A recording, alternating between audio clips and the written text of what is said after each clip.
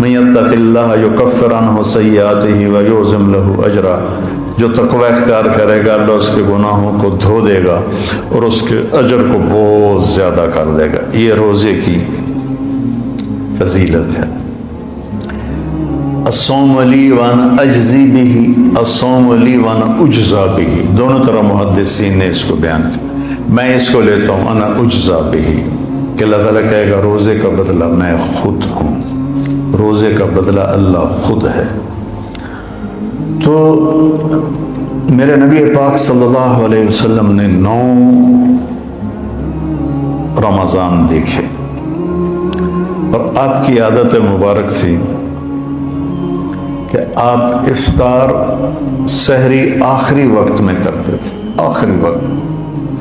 ادھر بلال اذان دیتا، ادھر آخری لقمہ آپ کے منہ میں ہوتا تھا، اور افطاری بہت جلدی کرتے تھے۔ ایک آدمی چھت پہ کھڑا ہوتا تھا جب آپ مدینے میں ہوتے تھے، جب آپ سفر میں ہوتے تھے تو ایک آدمی پہاڑی پہ کھڑا ہوتا تھا، جو ہی سورج کا کنارہ ڈوبتا تھا تو ساتھ ہی وہ کہتا یا رسول اللہ غربت، تو آپ اس وقت کھجور سے، پانی سے، دودھ کی لسی سے، ان 3 چیزوں سے آپ افطار فرمایا کرتے تھے، اور پھر اس کے بعد کوئی کھانے کی چیز ہوتی تو کھا لیتے تھے، ورنہ وہی کھجور ہی ان کا کھانا ہو جاتا تھا۔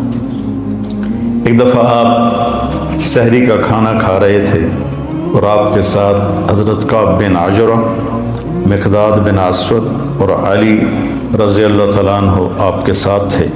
بکرے کی سری پکی ہوئی تھی اور آپ سحری کھا رہے تھے۔ تسحروا، سحری کھاؤ۔ اللہ تعالیٰ نے پہلی امتوں کو سحری نہیں دی، کیا ہے کہ اس میں برکت ہے؟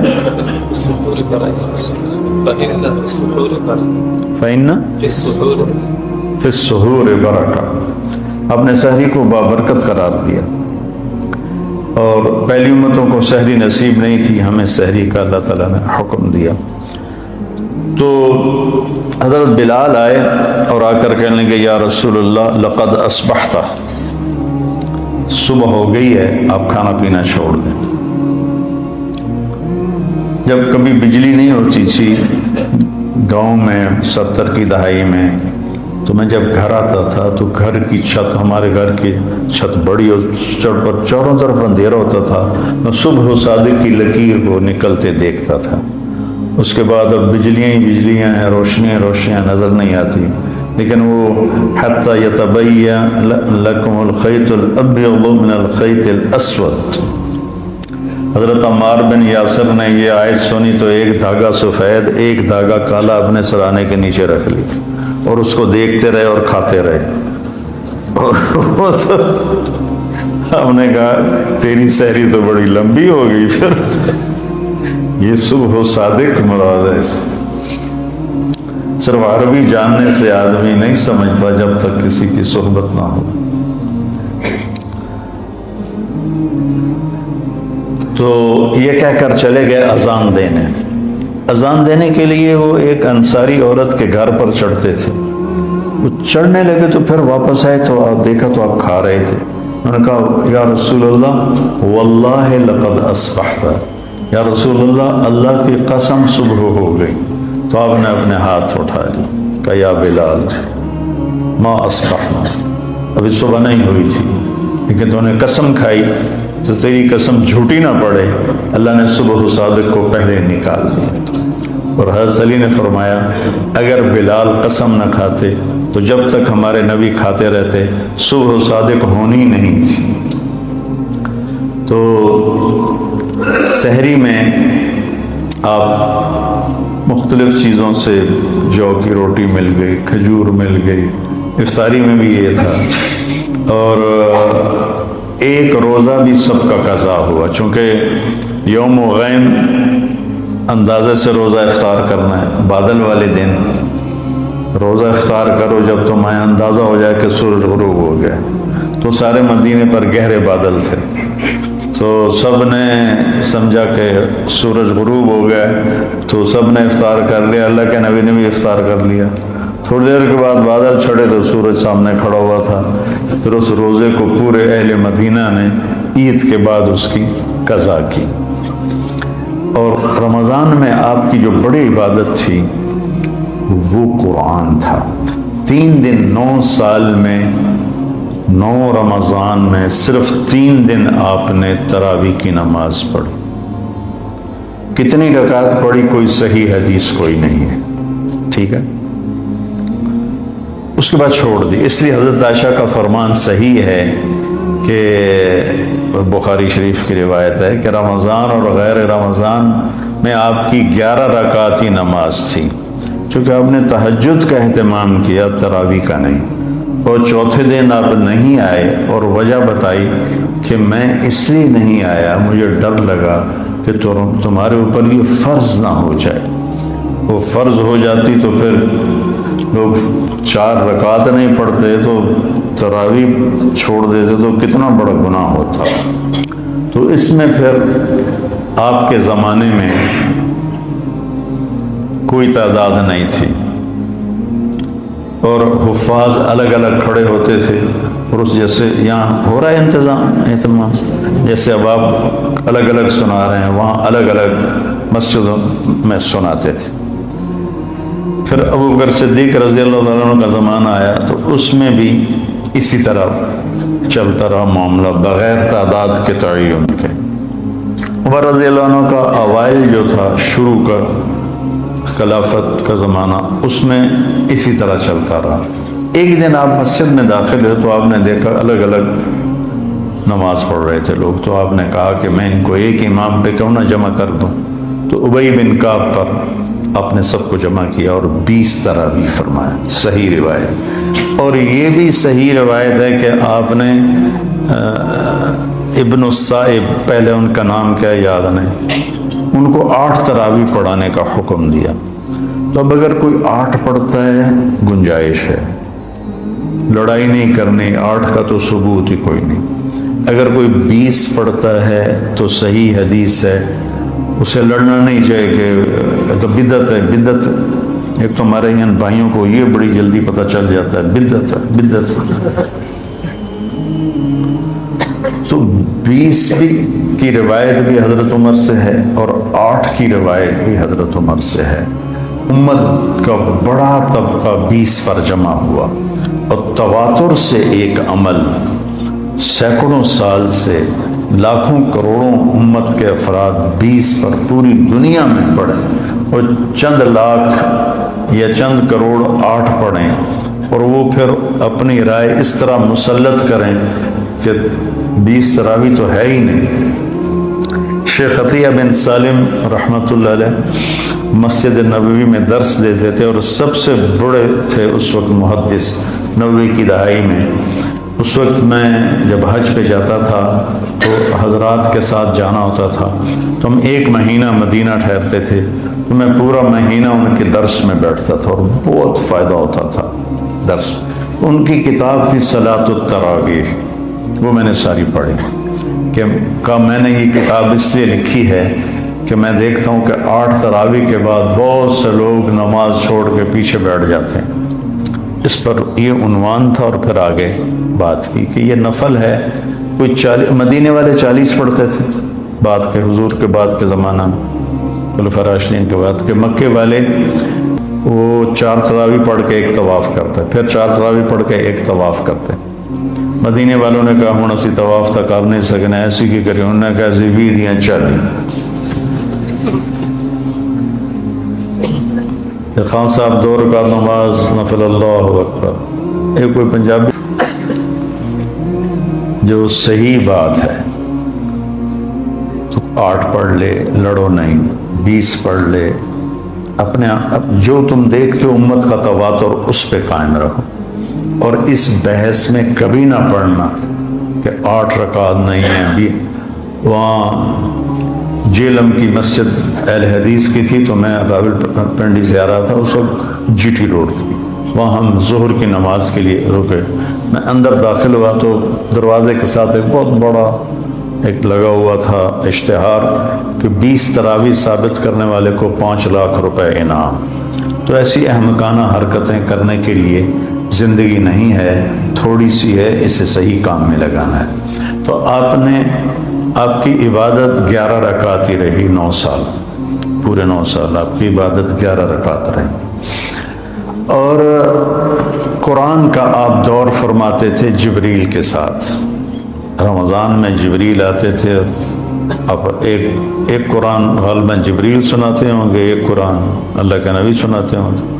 جس سال آپ دنیا سے تشریف لے گئے اس رمضان میں آپ نے 2 قرآن سنا ہے، 2 دفعہ قرآن کا دور کیا۔ اور پھر لیلۃ القدر کے تلاش میں آپ نے ایک دفعہ پورا مہینہ اعتکاف کیا، پورا مہینہ۔ پھر اس کے بعد فرمایا کہ اس کو آخری 5 راتوں میں تلاش کرو، 21، 25، 21، 23، 25، 27، 29، اس میں اس کو تلاش کرو۔ اور آخری اشرا پہ اعتکاف بیٹھتے تھے، آپ کی مستقل سنت۔ ایک دفعہ آپ کا آپ نے اعتکاف کسی وجہ سے نہیں کیا، وہ ایسا ہوا کہ حضرت عائشہ آپ کے اعتکاف میں بستر لے کر آ گئیں، ان کو دیکھ کر حضرت زینب بھی یہ بستر لے کر آ گئیں۔ تو آپ نے دیکھا یہ سوکنیں تو آپس میں ہی لڑیں گی مسجد میں، تو آپ نے اعتکاف اٹھا دیا اور ختم کر دیا۔ اور پھر شوال میں آپ نے 10 دن اعتکاف کے گزارے۔ ایک دن کا اعتکاف 3 خندق جہنم سے دوری ہوتی، اور ایک خندق کا فاصلہ زمین آسمان کی مسافت کے برابر ہوتا ہے۔ تو اعتکاف آپ کی مستقل سنت تھی، اور اس میں آپ کی سخاوت بڑھ جاتی تھی۔ رمضان کا مہینہ سخاوت کا بھی ہے، آپ اجود الناس تھے۔ ان اللہ الاجود الاجود وانا اجودکم من بعدہ، اللہ سب سے بڑا سخی ہے، اس کے بعد سب سے بڑا سخی میں ہوں۔ تو اس میں کھانا کھلانا ماشاءاللہ، جب صحت اچھی تھی تو بہت رمضان اللہ کے فضل سے گزرے حرمین میں، تو وہ عربوں کی فطرت میں سخاوت، اجمیوں کی فطرت میں کنجوسی ہے، ہمیں سخاوت سیکھنی پڑتی ہے، عرب میں سخاوت فطری ہوتی۔ حاتم طائی سے کسی نے پوچھا اپنے سے بڑا سخی دیکھا؟ کہنے لگا ہاں، سخی جنت کے قریب ہے، سخی لوگوں کے قریب ہے اور جہنم سے دور ہے، اور بخیل اللہ سے دور ہے، لوگوں سے دور ہے، جنت سے دور ہے اور جہنم کے قریب ہے۔ تو اس میں صرف زکوٰۃ نہیں، زکوٰۃ کے اوپر بھی خرچ کرنا چاہیے۔ آپ بھی ایک دوسرے پہ چھوٹی موٹی، کسی کو کھجور کھلا دو، کسی کو کوئی شربت پلا دو، کسی کو کچھ کھلا دو، تاکہ آپ سخیوں میں آ جائیں۔ تو آپ کی رمضان میں ایک آپ کا روزہ، ایک آپ کی تلاوت مستقل، اور ایک آپ اعتکاف بیٹھتے تھے مستقل۔ جس سال آپ نے اعتکاف اٹھایا اس سال آپ نے اس کی قضا کی۔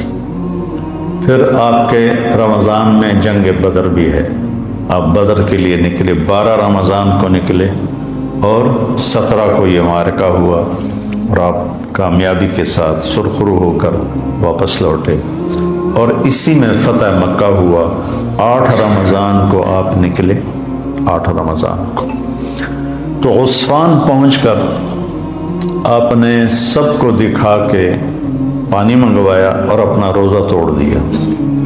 پیچھے سے روزے رکھ رہے تھے، روزہ توڑ دیا۔ تو صحابہ نے بھی روزہ توڑ دیا۔ کچھ جو زیادہ ہمت والے تھے انہوں نے کہا نہیں ہم نبھائیں گے، انہوں نے نہیں توڑا۔ تو سفر اور شدت گرمی کی، تو وہ تو نڈھال ہو گئے، اور ان سے نہ خیمے گاڑے گئے، نہ اونٹوں کو چارہ ڈالا گیا، نہ گھوڑوں کی خدمت کی گئی، سارا کام کیا جنہوں نے روزہ افطار کر دیا تھا۔ تو آپ نے شام کی نماز میں فرمایا کہ آج روزہ توڑنے والے روزہ رکھنے والوں سے آگے نکل گئے. ذهب المفطرون بالاجور، ایسے کر کے روایت. آج افطار کرنے والوں کا اجر بڑھ گیا. تو فتح مکہ، غزوہ بدر یہ رمضان میں آپ کے زندگی میں ہوا، اور اعتکاف میں آپ تشریف فرما ہوتے تھے تو آپ سر کھڑکی میں کر دیتے تھے. حضرت عائشہ آپ کے سر کی کنگھی کر دیتی تھی، سر اپنا باہر نکال دیتے تھے، اور حضرت عائشہ کیا ہے اسطوانۃ السریر، چارپائی والا کیا اس کو کہتے ہیں، ستون، وہاں آپ کے لیے چارپائی بچھائی جاتی تھی، آپ اس پر آرام فرماتے تھے. تو اس کا نام ہے اسطوانۃ السریر. تو ساتھ ہی حضرت عائشہ کا حجرہ تھا، تو آپ اپنا سر اندر کر دیتے، چونکہ آپ نے ہمیشہ بڑے بال رکھے. جب آپ نے حج کیا تو آپ کے بال اتنے بڑے تھے کہ 4 گتیں اس کی بنائی گئیں، 4 گتیں، جیسے عورتوں کی 2 ادھر 2 ادھر، تاکہ بال بکھرے نہیں. لیکن عام طور پر آپ کے جو بال تھے یہ کان کی لو تک ہوتے تھے، ایسے کر. تو یہ میرے نبی کا رمضان ہے، اس کے ظاہری اعمال ہیں. اور ایک اندر کی بات ہے، وہ یہ ہے بیٹا کہ اپنے دل کو بغض سے صاف کرو، نفرت سے صاف کرو، حسد سے صاف کرو. یہ تمہارے دل کا روزہ ہے، تمہارے صدر سینے کا روزہ ہے. جس کسی سے لڑے ہوئے ہو اسے معاف کر دو، جس کسی کی نفرت ہے اس کو دل سے دھو دو، جس کسی کے ساتھ تمہارا معاملہ خراب ہے اس کو اللہ کے سپرد کر دو. کہاں ہیں جو دنیا میں گانے نہیں سنتے تھے؟ اعلان ہوگا. کہاں ہے جو دنیا میں گانے نہیں سنتے تھے؟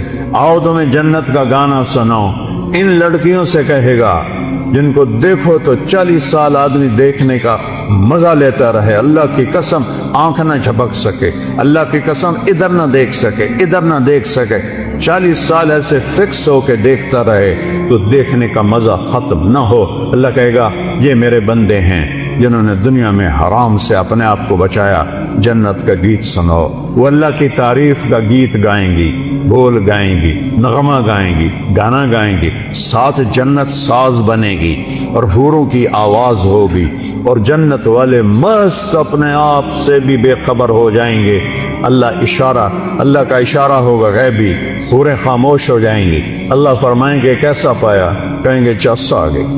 اللہ کہیں گے اس سے اچھا سناؤں؟ کہنے گے اس سے اچھا کیا ہے؟ اللہ کہیں گے یا داؤد تعال ارقى المنبر. داؤد علیہ السلام کو اللہ نے معجزہ دیا تھا، آواز تھا. جب وہ زبور پڑھتے تھے تو پہاڑ یا جبال اوبی معاہو، قرآن کہہ رہا ہے پہاڑ بھی ایسے جھومنے لگتے تھے. تو انسانوں کا کیا حال ہوتا ہوگا؟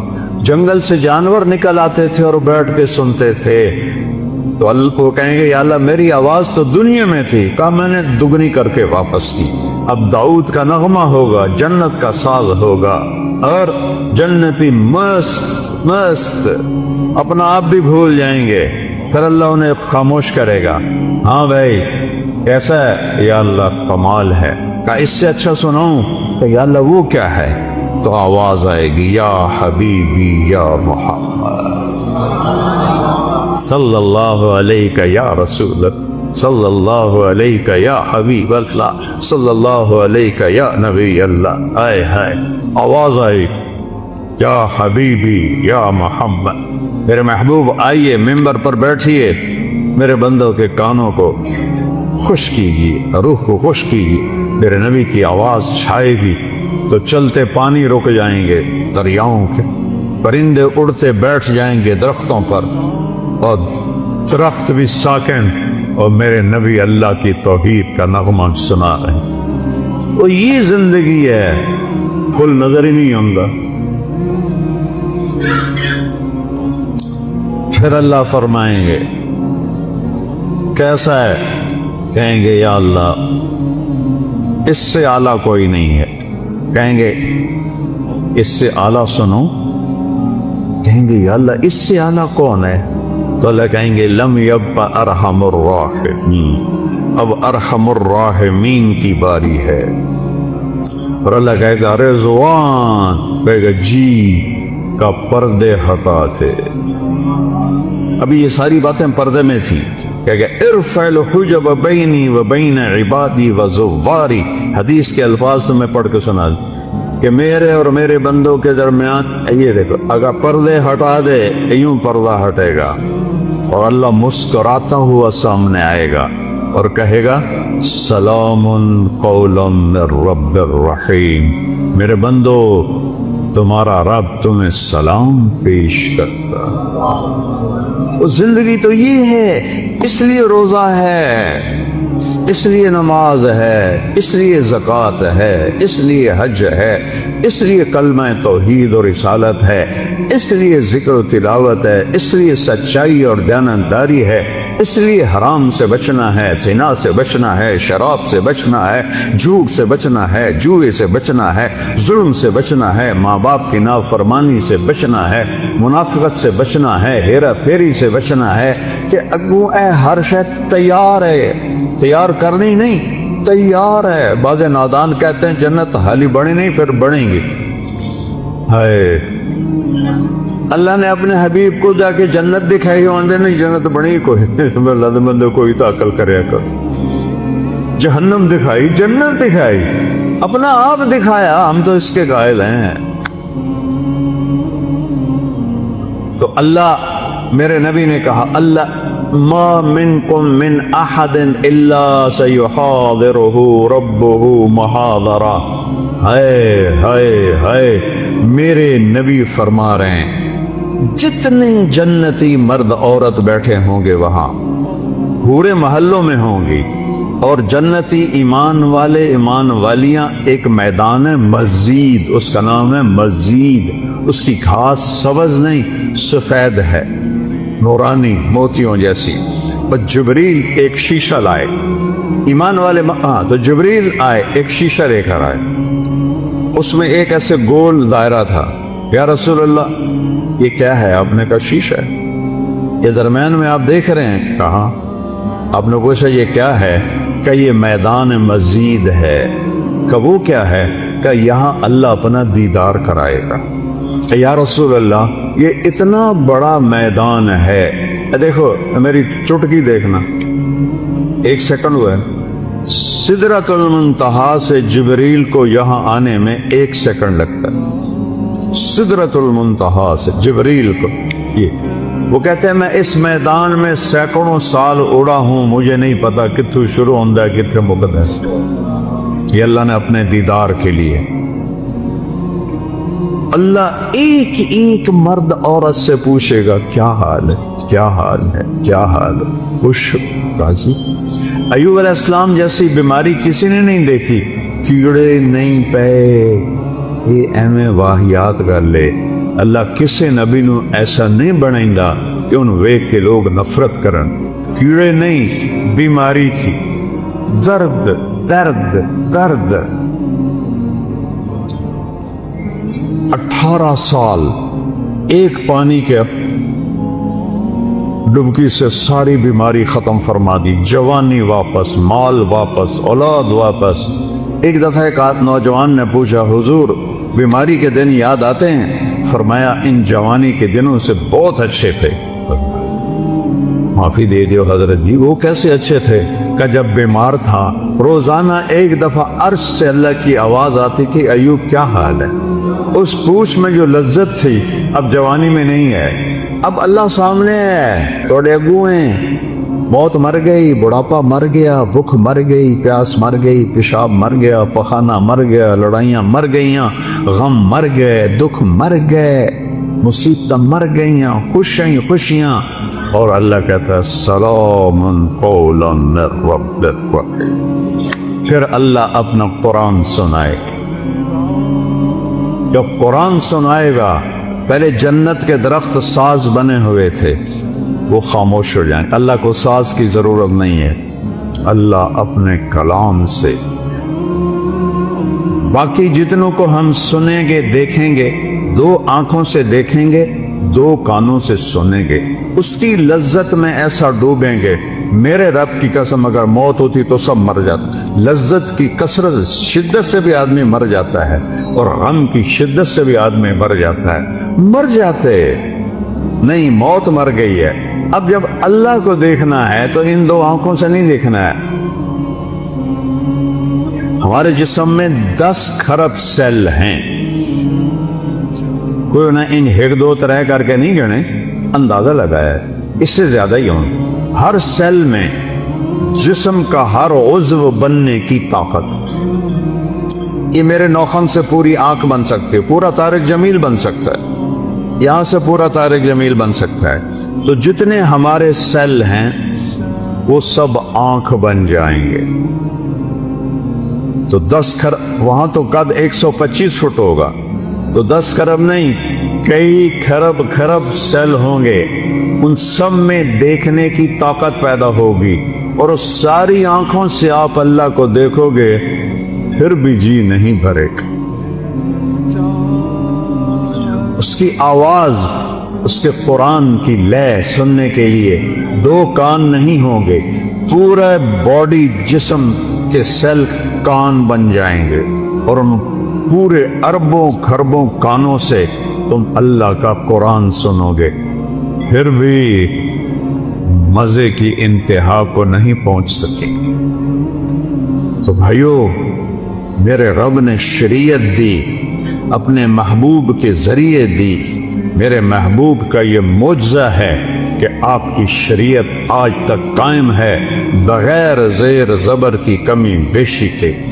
تورات مٹ گئی، زبور مٹ گئی، بائبل مٹ گئی، قرآن باقی ہے، جیسے اترا تھا ویسے باقی ہے، اس کو نہ کوئی بدل سکتا ہے، لا مبدل لکلمات، نہ یہ تبدیل ہو سکتا ہے، لا تبدیل لکلمات ہی، لا تبدیل لکلمات اللہ۔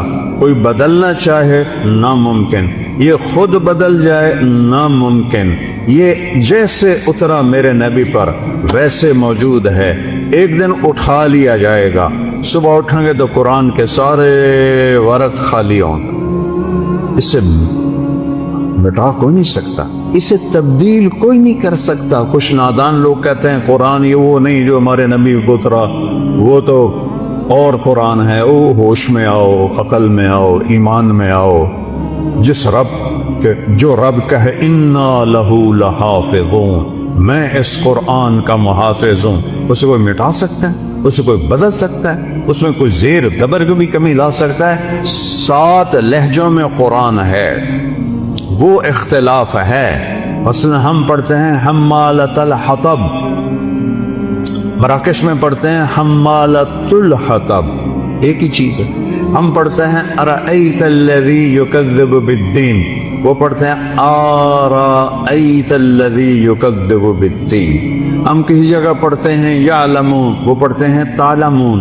یہ فرق، کوئی فرق نہیں۔ یہ میرے نبی نے کہا 7 طرح قرآن اترا ہے، جو کہ عربوں میں 7 طرح تھی۔ جیسے ہماری پنجابی، یہ شروع ہو جاؤ آپ یہاں سے پنڈی سے اور ہے، تھوڑا آگ چکوال میں اور ہے، آگے آ جاؤ جیلم میں اور ہے، سرگود میں جاؤ اور ہے، یہاں آؤ اور ہے، لاہور میں جاؤ اور ہے، لیکن کوئی مطلب میں فرق نہیں ہے، صرف لہجوں کا فرق ہے۔ وہ فرق ہے، قرآن میں کوئی فرق نہیں ہے۔ یہ میرے نبی کا اعجاز ہے، میرے نبی کا معجزہ ہے، میرے نبی کی کرامت ہے۔ سارے نبیوں کو اللہ نے معجزے دیے، ان کی زندگی کے ساتھ چلے گئے۔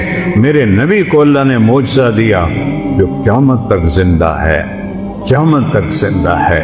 میرے نبی کہہ رہے ہیں روزہ رکھو، میرا اللہ کہہ رہا ہے روزہ رکھو، میرا نبی کہہ رہا ہے قیام اللیل۔ تراویح کا اصل نام ہے قیام اللیل، رات کی نماز۔ تراویح کا نام کیسے پڑا کہ خلفاء راشدین کے بعد اہل مکہ نے 4 رکعت تراویح پڑھتے تھے اور پھر ایک طواف کرتے تھے۔ ہم جو 4 تراویح کے بعد بیٹھ کے تھوڑی سی دعا پڑھتے ہیں، یہ اس کی ایک نشانی ہے، یہ اس کی تھوڑی سی نقل ہے کہ وہ تو پورا طواف کرتے تھے نا 7 چکر، پھر 4 رکعت پڑھتے تھے۔ تو ایک طواف میں جو ریسٹ ہوتا تھا اس کو عربی میں کہتے ہیں ترویحہ، आराम करना। फिर दूसरा तवाफ करते उसको कहते थे तरवीहतान, 2 आराम। फिर तीसरा तवाफ करते थे तो उसको कहते थे तरावी, जमा का लफ्ज़ 3। फिर 2 और करते थे 5, इससे पड़ गया तरावी। ये वाकई सुन्नत का लफ्ज नहीं है, ये बात का है, लेकिन मकसूद तो एक ही है, क़यामुल लैल है। और मदीने वालों ने कहा कि वो तब 20 रकातां ते 5 तवाफ आपा की करिए, अपन को बैतुल्ला है नहीं। तो उन्होंने कहा हम आज के बाद 40 रकात तरावी पढ़ेंगे। कई साल 40 तरावी पढ़ी गई। 8 और 20 पे लड़ने वाले लोगों को उलझन में डाल देते हैं। नवाफिल हैं, जितना गुड़ डालोगे उतना मीठा। हर तरावी के सजदे पे 1500 नेकी है। हुण तुहाडी मर्जी है, 8 रकात में कितने सजदे हो गए? 16 और 1500 नेकी, 1500 नेकी हर सजदे पर, तो 12-13 हजार नेकियां आप लेके जा रहे हैं। और अगर आप 40 सजदे करते हैं 20 रकात के तो 60,000 लेके जा रहे हैं। 3 रकात वितर बा जमात पढ़ते हैं तो 9,000 वो लेके जा रहे हैं, 6,000 वो लेके जा रहे हैं, 9,000 नेकियां वो लेके जा रहे हैं। वो कुछ 70,000 आप यहाँ से कमा के ले जा रहे हैं। 70,000 नेकियां तो न मिटने वाली दौलत है ना। एतबार बोर्ड पे मैं लगा देना, जड़ा इतने नमाज पढ़ेगा उन्होंने 70 रुपए हर सजदे ते मिलणगे। फिर वेख्या जाए थे कि मैं सोटे चल दे, सिर्फ 70 रुपए। गुलिस्तान कॉलोनी छोड़ जड़ाने च लोग आवणगे, खुरने चो आवणगे, पहले नाम लिखावणगे।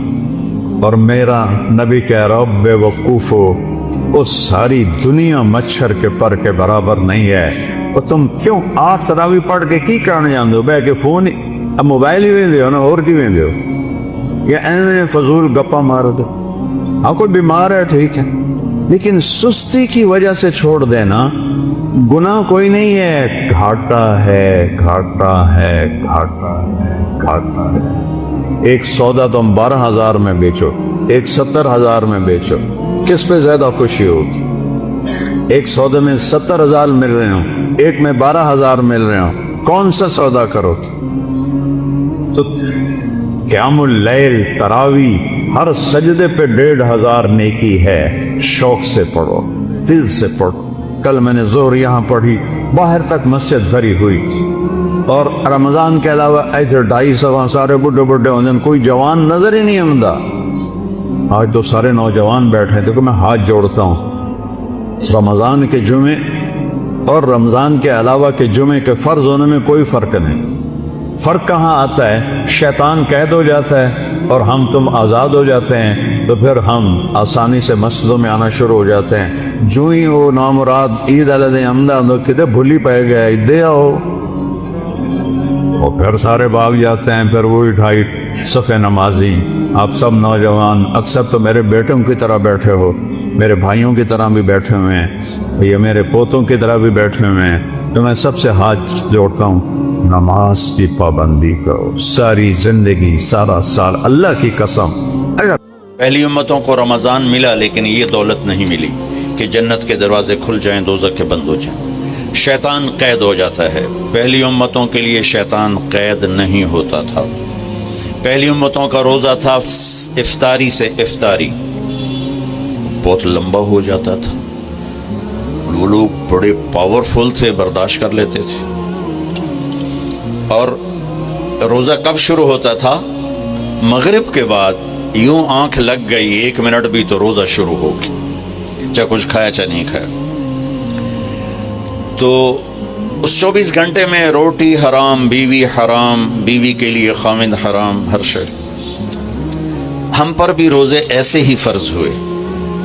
पहले 2-3 रोज़े इसी तरह रखे गए। इसकी वजाहत तो नहीं मिलती कि कौन सा रोज़ा था, कितने दिन गुजरे थे। कैस इब्न सरिमा रज़ी अल्लाह तआला अन्हु एक ऊँट चराने वाले मजदूर हैं।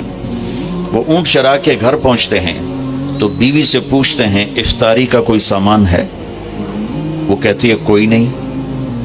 फिर कहने लगी तुम बड़े थक के आए हो, तुम बैठो मैं कुछ करके आती हूँ। वो कहीं से लेने गई, लेट हो गई, सूरज डूब गया। ये थके हुए आए थे, चारपाई पे लेटे तो आंख लग गई। ان کی بیوی آئی تو انہوں نے کہا یا بھائی حق یا ابن سرما، ارے سرما کے بیٹے تو بڑا بری طرح پھنس گیا۔ فرمانے لگے کیا ہوا؟ کہ سورج ڈوب گیا تو سویا ہوا تھا، اگلا روزہ شروع ہو گیا۔ تو اب روزے تھے ہی ایسے، تو انہوں نے اگلا روزہ شروع کر دیا۔ ظہر کی نماز مسجد میں پڑھنے گئے تو بے ہوش ہو کے گر گئے۔ آپ نے سلام پھیرا تو پوچھا یہ کون بے ہوش ہوگا؟ یہ قیس بن سرما۔ اما کیا ہوا؟ کہا جی وہ افطاری کے بغیر اگلا روزہ شروع ہو گیا، یہ سو گیا تھا۔ تمہارے نبی کو نا دکھ ہوا، تکلیف ہوئی، تو اللہ تعالیٰ نے آسمان سے جبریل کو بھیج دیا کہ میرے محبوب کے دکھ کو دور کریں اور ان سے یہ کہہ دیں کہ کلوا واشربوا حتی یتبین لکم الخیط الابیض من الخیط الاسود من الفجر ثم اتموا الصیام الی اللیل، کہ میرے محبوب کی امت کے لیے اجازت ہے ساری رات کھاؤ، اور جب صبح صادق کی سفیدی نظر آئے تو روزہ اگلا شروع ہو گیا۔ تو جب روزہ رات کا ہوتا تھا تو بیوی خامند کا تعلق بھی حرام تھا۔ ایک اور واقعہ ہوا، ایک صحابی آئے، دیہاتی سے تھے، یا رسول اللہ میں تو مارا گیا۔ آپ نے کہا کیا ہوا؟ کہا میں روزے میں بیوی کے پاس چلا گیا، اب کیا کروں؟ تو آپ نے فرمایا غلام آزاد کر۔ اس نے کہا جی میرے کو دمڑی کوئی نہیں، غلام کتوں لوں؟ تو آپ نے فرمایا 60 مسکینوں کو روٹی کھلا 2 ٹائم۔ وہ کہنے لگا مدینے میں میرے تو بڑا مسکین ہی کوئی نہیں، میں کیوں کھواؤں؟ آپ نے فرمایا تو پھر 60 روزے رکھو۔ وہ کہنے لگا ایک روزے ہے چند چاڑ ہے، اگاں کی کروں گا؟ تو آپ بڑا ہنسے۔ اچھا بھائی تو بیٹھ جا، تیرے کوئی کام کرنے ہیں۔ تھوڑی دیر میں ایک انصاری صحابی آئے، بڑا ٹوکرا کھجور کا لے کر، یا رسول اللہ یہ صدقہ کی کھجور ہے۔ آپ نے فرمایا بھائی کدھر ہوگا؟ جی بیٹھا ہوں۔ کہا آپ یہ لے جا اور مدینے کے 60 غریبوں کو دے دے، 60 گھروں میں۔ واہ واہ، اللہ نے اس امت سے کیا لاڈ کیا ہے۔ وہ کہنے لگا یا رسول اللہ، اللہ کی قسم مدینے میں مجھ سے بڑا غریب کوئی نہیں، اب میرا جرمانہ میرے اوپر ہی قربان کرو، میرے تو بڑا بھوکا ہی کوئی نہیں ہے، تو میرا جرمانہ مجھے ہی دے دو۔ تو آپ اتنا ہنسے کہ آپ کی یہ داڑھیں نظر آنے لگی۔ یہ آخری اتنا آپ نے اس کی بات کا مزہ لیا۔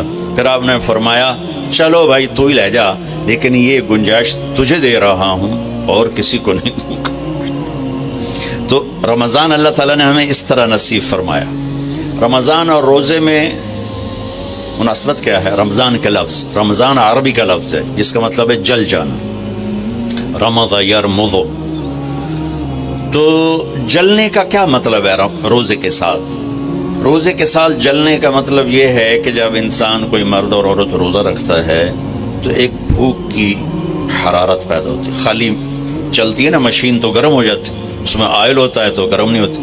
اب اندر تو کچھ نہیں، وہ مشین چل رہی ہے تو اس سے جسم میں ایک حرارت پیدا ہوتی، بھوک ہے، پیاس ہے۔ تو میرا رب ہر دن پچھلے سال کے گناہ اس کی بھوک اور پیاس کی آگ میں جلاتا ہے اور معاف کرتا ہے، جلاتا ہے معاف کرتا ہے، جلاتا ہے معاف کرتا ہے۔ جب آخری رات ہوتی ہے، 29 کی رات جب ہوتی ہے تو اللہ پچھلے سال کے سارے گناہ اس کے معاف فرما دیتا ہے، اس لیے اس کو رمضان کہتے ہیں۔ اس میں ہمیں اللہ تعالیٰ نے تراویح کی نماز عطا فرمائی۔ پہلی امتوں کو یہ مشقت تھی کہ 24 گھنٹے کا روزہ، اس امت کو یہ تھوڑی مشقت ہے کہ 20 تراویح پڑھو، چونکہ مشکل کام تھا۔ پھر خاص طور پہ آج کل کے روزہ دار جو افطاری پر حملہ کرتے ہیں، افطاری نہیں کرتے، حملہ کرتے ہیں، کی سموسے، کی پکوڑے، کی پیزے، کی پیس، کی مچھی، کی بٹیرے، کھو تباہی پھیر دیں دیں، پھر پے ان دن ہون کے میں پڑھیے، اسی بندیاں طرح کھاؤ تو سارے ہی پڑھ سکتے ہو۔ میرے نبی نے ساری زندگی پیٹ بھر کے نہیں کھایا۔ اب بادشاہ لوگ ہو، راتوں کو جاگتے ہو، دن کو سوتے ہو، بے تحاشا کھاتے ہو، ڈاکٹران دی موج لگی ہوئی، اپنا لائف سٹائل چینج کرو۔ اللہ ان عورتوں سے بھی کہتا ہوں، آپ سے بھی کہتا ہوں، جو آپ کی کمیونٹی، آپ لوگ راتوں کو جاگ رہے ہوتے ہیں، اللہ نے وجعلنا اللیل لباسا، اللہ نے رات سونے کے لیے بنائی، جاگنے کے لیے نہیں۔ یہ میں یوں کیا ہے نا تو میرے لاکھوں سیلز ٹوٹ گئے، میں بول رہا ہوں تو میرے لاکھوں سیل ٹوٹ رہے ہیں۔ جب میں رات کو 10 بجے سو جاؤں تو اللہ میرے جسم سے ایک سیمنٹ نکالتا ہے، وہ میرے پوری باڈی کی ریپیئر کر دیتا ہے، اور صبح تک ساری باڈی کو وہ فریش کر دیتا ہے، تیار کر دیتا ہے۔ جب آپ دن میں سوتے ہیں تو وہ سسٹم آن نہیں ہوتا، اس کو اندھیرے سے نسبت ہے، اجالے سے نہیں۔ اب لوگوں نے دن کو رات بنا دیا ہے، رات کو دن بنا دیا ہے، صحتیں برباد، بلڈ پریشر، شوگر، ہارٹ، سارے جہان دے بیماریاں چاہ کے لئی پھر دے۔ میرے رب نے رات سونے کے لیے بنائی ہے۔ آپ 10 بجے سو جائیں، 12 بجے کے بعد جو سوتے ہیں ان کا وہ سسٹم وہ 10-20% آن ہوتا ہے، 80% وہ آف رہتا ہے۔ 10 بجے 12 بجے سے پہلے کا ہر گھنٹہ 2 گھنٹے کے برابر ہوتا ہے۔ تو بھائیو اپنا لائف سٹائل تبدیل کرو۔ وہ بات آگے تو میں عرض کر رہا ہوں، اپنا لائف۔ اب جاؤ ساری دنیا میں جو ملک ترقی یافتہ ہیں ان کے 8 بجے بازار کھل چکے ہوتے ہیں، تمہارے 8 بجے خراٹے ہوتے ہیں، اور 5 بجے ان کے دفتر بند، ان کی دکانیں بند، ان کا سب کچھ بند۔ تو آپ نے کاروبار کو رات پر پہنچا دیا۔ میرے نبی نے فرمایا جعلت البرکۃ فی بکور امتی، میری امت کے لیے برکت کا ٹائم ہے صبح کا۔ وہ سارے بازار سنسان سناٹا، عصر کے وقت جا کے کاروبار شروع ہوتا ہے۔ تو بھائیو صحت کا خیال رکھنا بھی ہمارے دین کا حصہ ہے۔ یہ جسم ایک امانت ہے، اس کو ایسے کھانے کھلانا کہ خود ہی بعد میں بھوکتے رہو اور بیمار ہوتے رہو۔ ایک اللہ کی تقدیر، اس پہ تو ہم رضا بر قضا ہے، لیکن اپنے لیے خود بیماریاں خریدنا، اندھا دھند کھانا، کھانے کا مزہ لینا ہے تو جنت کا انتظار کرو، یہاں ضرورت کے لیے کھاؤ۔ میرے نبی نے فرمایا ما ملأ آدمی وعاء شرا من بطنہ، یہ مستورات بھی سن لیں، آپ بھی سن لیں۔ میرے نبی نے فرمایا سب سے بدترین برتن پیٹ ہے، سب سے بدترین برتن پیٹ ہے، جو اسے بھرتا ہے وہ بیماریوں کا شکار ہوتا ہے۔ کفا بالمرء لقیمات یقمن بہ صلبہ، کہ تم چند لقمے کھا لو تک تم کام کر سکو۔ فاما اذا ابا، وہ کہتا ہے نہیں یا رسول اللہ میرا اتنے تے گزارا نہیں ہے، تو آپ نے کہا ثلث للطعام ثلث للماء وثلث للنفس۔ آپ نے کہا پھر ایسا کرو 1/3 میدا بھرو کھانے سے، 1/3 پانی سے، 1/3 خالی چھوڑ دو سا لینا سے۔ دبئی میں میرے ایک دوست ہیں، بہت قابل ہیں اس کے نیوٹریشن، ان کے پاس بڑی دنیا آتی ہے، تبلیغ میں ان کا ماشاءاللہ وقت ہے، تو میں بھی مجھے ملنے آئے تو میں نے کہا کوئی مینو ہی دس دو، تو انہوں نے ایک میرے لیے چارٹ بنا کر کہا کہ آپ نے مولانا کھانے کے ساتھ پانی نہیں پینا۔ میں نے کہا اللہ کے نبی تو کھانے کے ساتھ پانی پیتے تھے۔ کہنے لگا سوری مولانا، سنت کے مطابق کھائے پھر تو پانی ضرور پینا چاہیے، 1/3 اگر کھائے 1/3 میدا بھرے تو پانی پینا چاہیے، لیکن میرے پاس وہ لوگ ہوتے ہیں جو یہاں تک کھاتے ہیں، ایتھے انگلی جو یہاں تک کھاتے ہیں، ان کو پھر میں کہتا ہوں پانی نہ پی بھی اچھے گند مچ جائے گا۔ تو اپنا لائف سٹائل چینج کریں، سادہ غذا پہ آئیں، صبح کے وقت کو قیمتی بنائیں۔ نحوست ہے دن، جب آپ صبح سے 12 بجے تک سوتے ہیں، اس سونا نہ سونا برابر ہے۔ اور اپنے بچوں کو یہ اس سے بچائیں، مائیں اپنی جان بچانے کے لیے ٹیب آگے رکھ دیتے ہیں، ٹیبلٹ پہ لگا رہو۔ 4 سال تک 80% ذہن بنتا ہے اور 7 سال میں جا کے مکمل ہوتا ہے۔ 2.5-3 سال کے بچے سامنے بیٹھے ہوتے ہیں تو ان سے جو ریز نکلتی ہیں وہ سارے مائنڈ کو ڈسٹرب کر دیتی ہیں۔ 7 سال کے بعد جب دماغ مکمل ہوتا ہے تو اس پہ ایک لیئر چڑھاتا ہے، جب یہ ریز اندر جاتی ہیں تو لیئر متاثر ہو جاتی ہے۔ آپ دیکھتے ہیں ہمارے بچے کتنے ہائپر ہیں، ہم تو باپ کو دیکھ کے پیشاب نکل جاتا تھا، اور ماں نے کئی دفعہ مجھے سوٹے مارے چپ کر کے کھا لے۔ اب بچہ گلے پڑتا ہے، یہ بچے کا قصور نہیں، اس کا مائنڈ جو ہے نا وہ اس کا سارا سسٹم جو ہے نا آؤٹ ہو چکا ہے، تو وہ صبر تحمل وہ نکل چکا ہے۔ اوپر سے جو فاسٹ فوڈ ہے اس نے تباہی پھیر دی ہے۔ یہ بیچ میں ایک ضروری بات آ گئی، صحت بھی ایمان کا حصہ ہے، میرے نبی نے فرمایا اللہ کو صحت مند مومن پسند ہے بیمار مومن سے. تو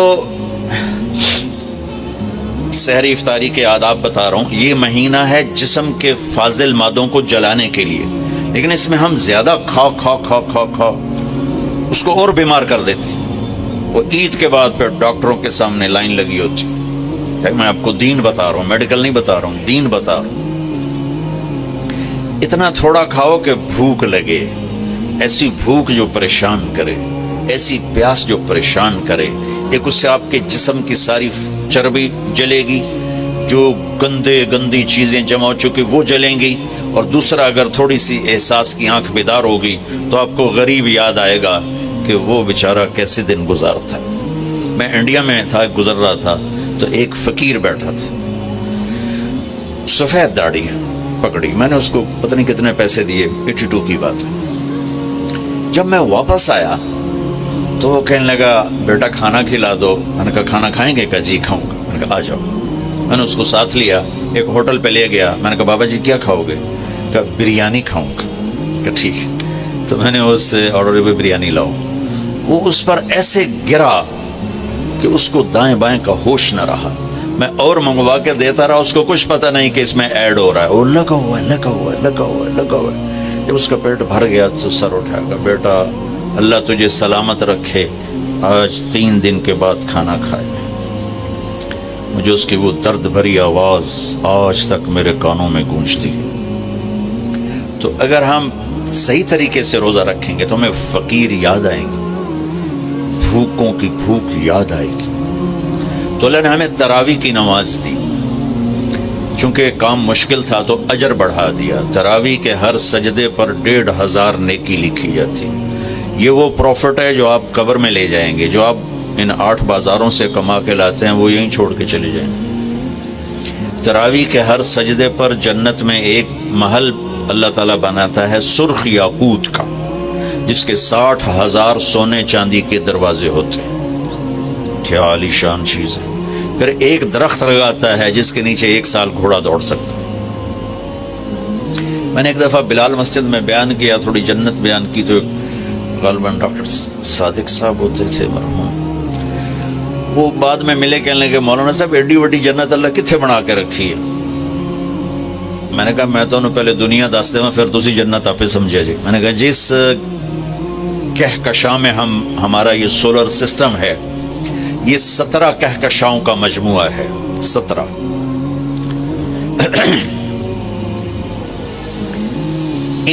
اور اب تک 10 کھرب کے قریب کہکشائیں ڈسکور ہو چکی ہیں. ہماری 17 جو کہکشائیں ہیں، اس کنارے سے اس کنارے تک آنے کے لیے 20 ارب لائٹ ایئر چاہیے. 20 ارب سال روشنی کی رفتار، 1,86,000 میل فی سیکنڈ کی رفتار سے کوئی راکٹ یہاں سے چلے اور 20 ارب سال اڑتا رہے تو 17 کہکشاؤں کو پار کرے گا. 10 کھرب ہیں اور اللہ کہتا ہے تو مچھر دا پر ہے. ہوں جنت سمجھ آئی کہ نہیں؟ سمجھ آ گئی. اللہ تعالیٰ کی رحمتیں لا محدود، قدرت طاقت لا محدود. تو یہ تراویح کے 3 سیکنڈ کا سجدہ ہوتا ہے ہمارا، اور 1.25 گھنٹے کی ہماری تراویح ہوتی ہے، 1.5 گھنٹہ. اس میں ہر مرد عورت 20 پر 60,000 40 سجدے، 60,000 نیکیاں لے کے جا سکتا ہے، 60 گھر ابدی لے کے جا سکتا ہے، 60 خوبصورت باغیچے لے کے جا سکتا ہے. اور جب آخری رات ہوتی ہے تو اللہ تعالیٰ فرماتے ہیں کہ فرشتوں میرے بندوں نے رات کو نماز پڑھی، دن میں روزہ رکھا. میری بندیوں نے رات کو نماز پڑھی، دن میں روزہ رکھا، میں نے اس کے بدلے میں ان کے سارے گناہ معاف کر دی. تو بھائیو تراویح کا اہتمام ضرور فرمائیں. تھوڑا کھائیں گے تو انشاءاللہ کوئی مسئلہ نہیں ہوگا. اب حیران ہو کہ میں جون میں بھی روزہ چائے کے کپ کے ساتھ افطاری کرتا ہوں تو مجھے کوئی خمار نہیں چڑھتا کسی قسم کا بھی. جس نے اڈی وڈی پوری بالٹی سے کنجمین دی پیمڑی ہے، اس سے خمار نہیں چڑھے گا تو اور کیا ہوگا؟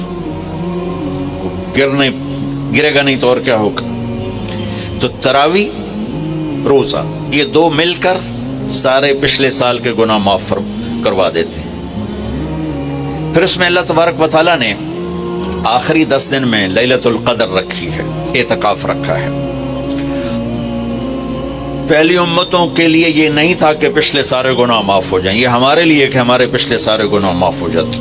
اللہ تعالیٰ کا عرش پہلے آسمان پہ آ جاتا، جنت کے دروازے کھل جاتے ہیں، جہنم کے بند ہو جاتے ہیں، شیطان قید ہو جاتے ہیں، اور سمندر کی مچھلیاں اور زمین کی چونٹیاں تک روزہ رکھنے والوں کے لیے دعا کرتی ہیں۔ اور اللہ تعالیٰ جنت کو روزانہ کہتا ہے ان قریب میرے نیک بندے بندیاں آنے والے ہیں، تو ان کے لیے میک اپ کر لے، تو ان کے لیے تیار ہو جائے۔ یہ اللہ تعالیٰ کی رحمت کو لینے کا سیزن ہے۔ پہلی امتوں کو اعتکاف نہیں ملا تھا، ہمیں اعتکاف ملا ہے کہ 10 دن اللہ دے بوئے تے پہ جاؤ، یا اللہ تیرے کو معافی کروا کے ہی اٹھنا ہے، ہمیں اٹھنا ہی کوئی نہیں۔ تو جو دروازے پہ آ جاتا ہے آدمی اسے معاف کر ہی دیتا ہے۔ کوئی بہت ہی سخت دل والا ہو تو معاف نہ کرے، ورنہ بڑے سے بڑے غصے والے بھی کہتا اچھا جی جاؤ معاف کی۔ اللہ تعالیٰ کے محبوب صلی اللہ تعالی علیہ وسلم ایک دفعہ ممبر پہ کھڑے ہوئے شعبان میں، اور بڑے عجب انداز میں فرمایا وہ کون آ رہا ہے، ماذا یستقبلکم وماذا تستقبلون۔ پھر آپ نے کہا وہ کون آ رہا ہے، ماذا یستقبلکم۔ پھر تیسری دفعہ کہا وہ کون آ رہا ہے۔ جیسے میں آپ سے کہوں، میں تو بھی حدیث بیان کر رہا ہوں، میں کہوں اب وہ کون آ رہا ہے، تو اب سارے پیچھے مڑ کے دیکھیں کہ کون آ رہا ہے، فطرت ہے۔ تو صحابہ میں تھوڑی ہلچل مچی کہ آنے والا تو کوئی ہے نہیں، تو یہ آپ کیا فرما رہے ہیں؟ تو عمر رضی اللہ تعالیٰ عنہ کھڑے ہو کے انہوں نے عرض کی یا رسول اللہ اوحی نزل، کیا کوئی آسمان سے وحی آئی ہے؟ قال لا، کہ نہیں۔ پھر انہوں نے عرض کیا عدو حضر، کیا کوئی دشمن آ گیا ہے؟ آپ نے فرمایا لا۔ تو یا رسول اللہ کیا ہے؟ تو آپ نے کہا رمضان آ گیا ہے، رمضان آ گیا ہے۔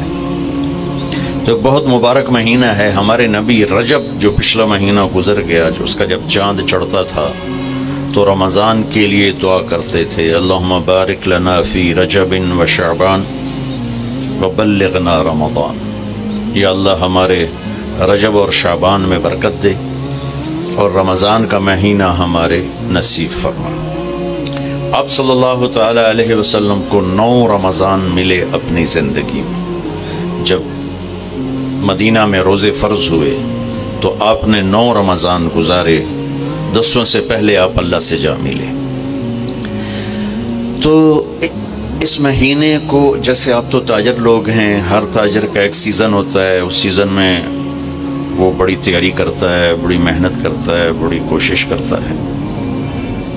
رمضان ایک سیزن ہے، کس چیز کا؟ اللہ کو راضی کرنے کا، آخرت کو بنانے کا۔